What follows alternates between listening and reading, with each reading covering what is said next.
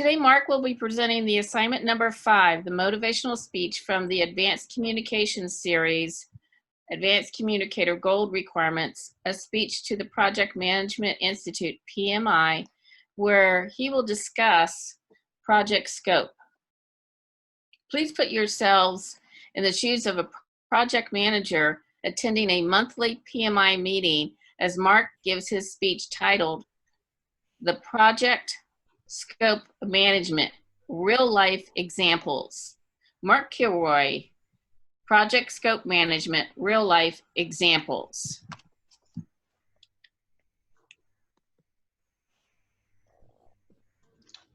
Thank you, Brenda.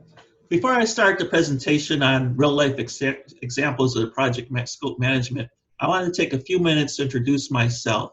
And the best way to do that is through headlines.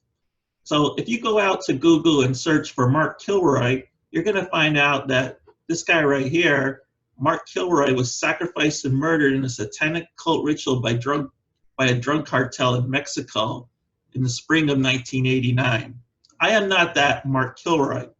However, whenever I travel out of town, just in case, I go by the name of Yerlick Cram, which is Mark Kilroy spelled backwards. Also, when I go out to party, I also sometimes use that name. So if you see me out partying, just say, hey, Yerlick. If you ever heard the song Mr. Roboto by Styx, they sing Kilroy at the end of the song 4 times, and it sounds like this.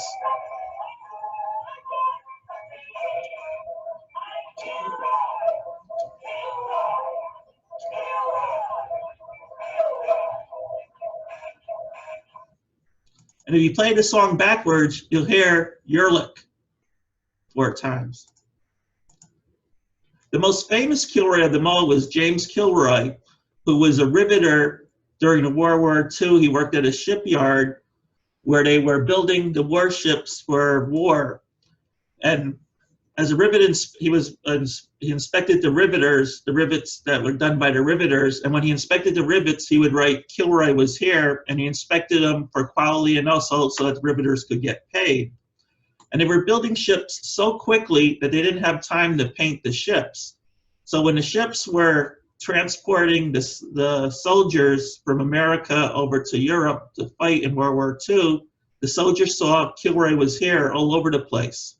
So during the war, as they were crossing the Europe and fighting the war, they would write Kilroy was here wherever they want, and they added the little man over looking over the wall. Now, myself is Mark D. Kilroy, and I am a project management professional. I got my PMP for over 10 years, and I'm project management certified. I work for several Fortune 500 companies, such as WellCare and Health Plan Services at JP Morgan Chase, and I have extensive experience in project management. I'm also a family man. I have 2 children and 3 grandchildren. I also like to play poker, where sometimes I actually get a nice hand like this one here and win a pot or 2. Mm-hmm. Now I'm going to go on to the meat and potatoes of our presentation, the project scope management process. So as project managers, what is the one thing that you always need to know when starting a project? Project scope. In this presentation tonight, I'm going to go through the project scope management process so that you as project managers will be able to manage your scope. So before I even start about project scope, I want to take a step back and look at the Develop Project Charter and Initiation Process Group. Now, in order to develop a project charter, you need to meet the business owner in person to get the requirements for that particular person so that you can do a high-level scope and create your charter. Now, you must ask them several questions: the who, what, why, when, and where, because the business owner may be thinking about envisioning a nice sports car, but they may only have enough money for a Volkswagen Bug or a Volkswagen Beetle, one of these old-fashioned Volkswagen Bugs here, but they may only actually need as a Chevrolet Spark or Volt that's a little bit fuel economy. So it's really getting and learning what that scope is and what they can actually, what they want.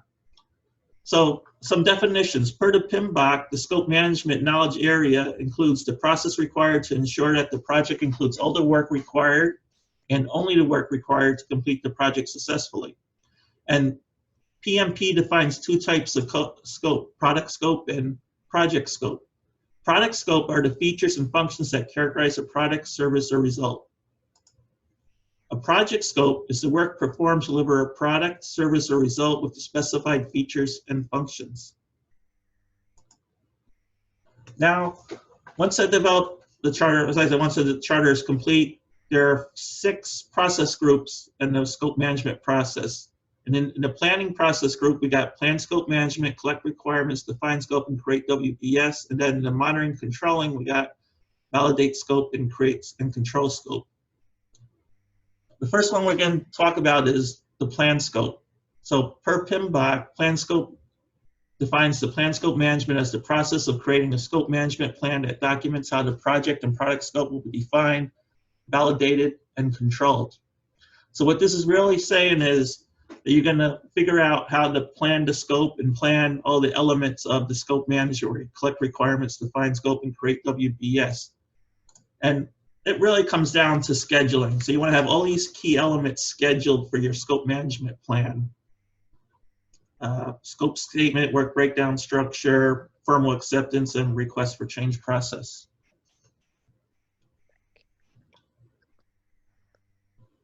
And as I was working on a lot of projects, it really was just really having that schedule as part of your management plan. Going on to collect requirements is defined by PMBOK as the process of determining, documenting, and managing stakeholder needs and requirements to meet project objectives. So as you can see, the plan scope management is input to collect requirements. It's taking in those requirements management plan, scope management plan, and then doing deliverables down to the other work streams. Define scope, create work breakdown structure, control scope, and validate scope. And when you're collecting requirements, the one thing you need to have is a business analyst assigned. So the business analyst is going to go and talk to the business owner and other stakeholders to get the detailed scope of what needs to be done and create the business requirements and also create the other documents that are needed. And the way they do that is through a discovery meeting. So you're going to work with the business analyst to create a discovery meeting where you'll meet with people anywhere from 1 to 5 days, where they'll be able to tell you and the business analyst what the requirements are. And then the business requirements will be created along with traceability matrix and finalized. I was on a large project where I received a project and I got a business analyst and we created discovery meetings. And this was for a big workflow marketing system. And the project owner, the business analyst, and the business owner were not very familiar with project management.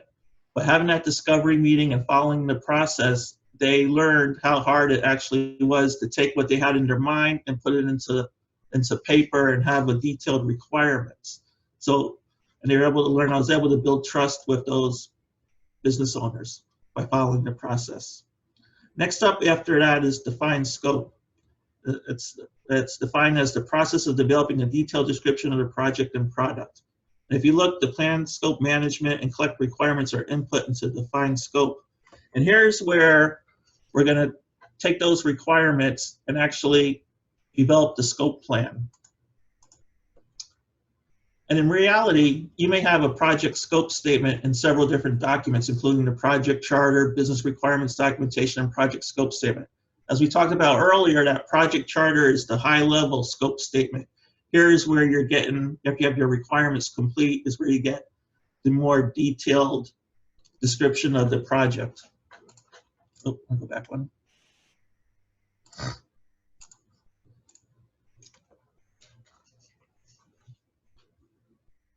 And one of the realistic situations that I've been in previously is working on large projects.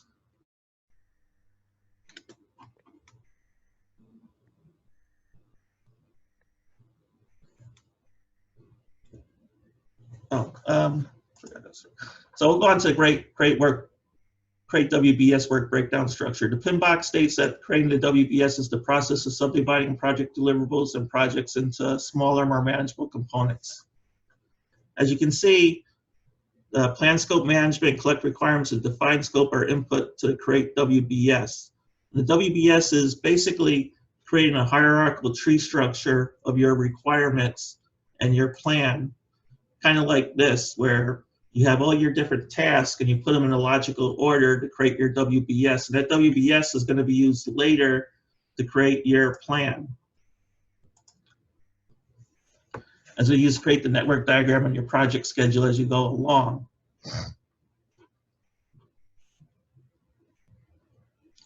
And there are several projects where I had to do this. One of the projects I worked on where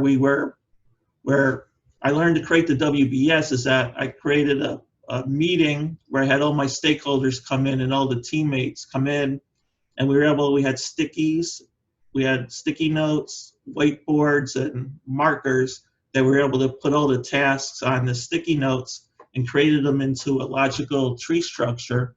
And I learned from that you really cannot do it yourself. You need to have teammates with you to create all the tasks that are needed in order to create the WBS. So it's not something you can do alone. It's definitely a team effort to create your WBS and to create your project schedule. Next, we're going to go into the monitoring and control processing group, and there's two areas there, validate scope and control scope, that I'll be going over. Per PMBOK, validate scope is the process of formalizing acceptance of the completed project deliverables. And as you can see, input to that is to collect requirements, where we have our requirements documentation, our traceability matrix. And then we'll validate scope. So what we're really looking for here is the business owner accepting the scope of the project when it's deliverable. And for IT project, this is going to occur in UAT after QA when the business owner approves the deliverables, the scope. And so you want to make sure that you differentiate between defects versus requirement change. So a defect is something that can be changed really quick. It's just a simple defect, versus a requirement change, like a missed requirement, is going to be something that you have to do a change control on, and then you have to update your schedule and baseline your schedule and baseline your budget. If you need more money, you need to go back for more money. As an example, in real life, there was a large project I was on, and we were in UAT testing, and the business owner created a defect. On analysis of the defect, it turned out that it was really a scope change and a missed requirement. So I went back to the business owner and let him know that this was a missed requirement, and if we were to fix it, it would cost this much more money, and it would delay the project by a month. And I offered to them is, let's implement the way it is now and deploy on time, and we can have that extra work, the missed requirement, into a later release. They agreed to that. We were able to keep the project going, and we implemented on time. After that is control scope. So control scope is defined by PMBOK as the process of monitoring the status of the projects and product scope and managing changes to the scope baseline. As you can see, control scope has as its input collect requirements, where you got the requirements documentation and the traceability matrix. And control scope is where you'd actually create the change request if you needed a change request for a change in scope or requirements. And it's the project manager's responsibility to control scope creep. That's defined as the uncontrolled expansion to product or project scope without adjustments to time, costs, and resources, is referred to as scope creep. So really making sure that extra requirements are not put into the scope that weren't originally detailed, or if there is a extra requirements put in, that you have a change control and that you adjust your project schedule and your resources to that. As an example, there was a project I was on. It was a financial project, and during development, during execution, we found out that there were 2 screens that had to be added to a financial system for reconciliation. And in order to do that, we had to do a change control. So I had a change request made. We got extra funding and extra time for the project. we're able to re-baseline the schedule and the budget in order to keep the project going. So in conclusion, the project scope management process ensures that the project includes all the work required and only the work required to complete the project successfully. And that includes the 6 areas of project scope management, plan scope management, where you're actually planning out what you want to do for scope management. That includes to collect requirements, where we have a business analyst assigned and get all the detailed requirements, and then define scope, where you're actually defining your scope statement and updating any scope statements that you previously had. Creating the work breakdown structure, so breaking down those elements that you need to do in the tasks, and then validating and controlling the scope. And if you follow these processes and procedures, you can control your scope and manage your scope in any project in any size. We have a minute or two for questions, if there's anybody that has any questions.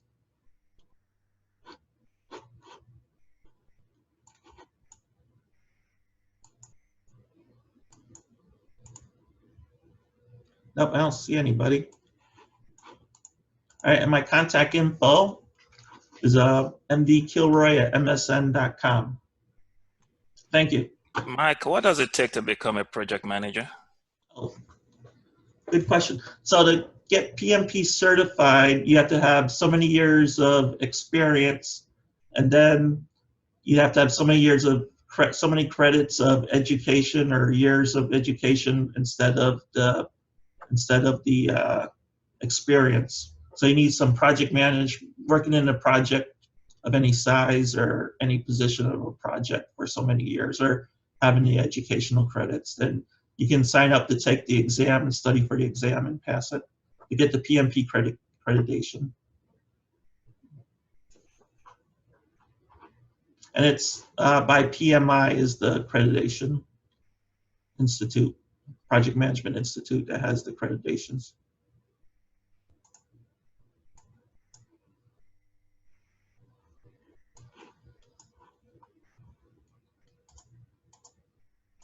All right, thank you, Miss. Turn it back to Toastmaster.